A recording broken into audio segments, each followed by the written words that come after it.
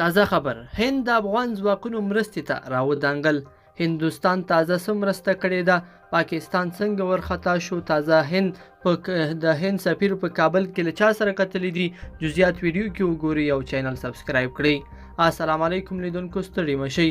د ملي دفاع وزارت سرپرست په افغانستان کې د دوست هیواد هندوستان له سفیر سره لیدنه وکړه. د ملي دفاع وزارت سرپرست ستر جنرال بسم الله محمدي په افغانستان کې د هندوستان له هیواد له سفیر تندن سره د امنیتي مسایلو او سولې په تړاو نن کابل کې د خپل کار په دفتر کې ولیدل.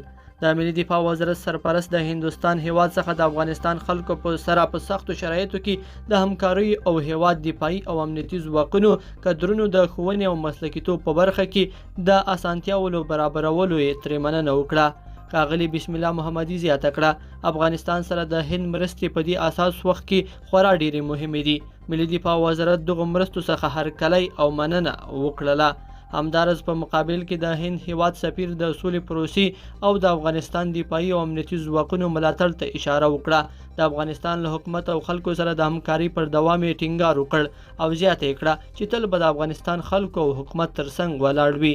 همدارس هند نن ګڼ شمېر طبي درمل ملي اردو سره هم مرسته وکړه.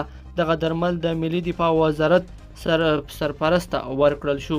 لیدونکو په دې هیله چې دا مطلب به مو طرفه را سره لیدلی وي. که مو دغه ویډیو خوښه شوې ویډیو لایک کړئ او چینل سبسکرایب کړئ. تر بیا ښه وخت.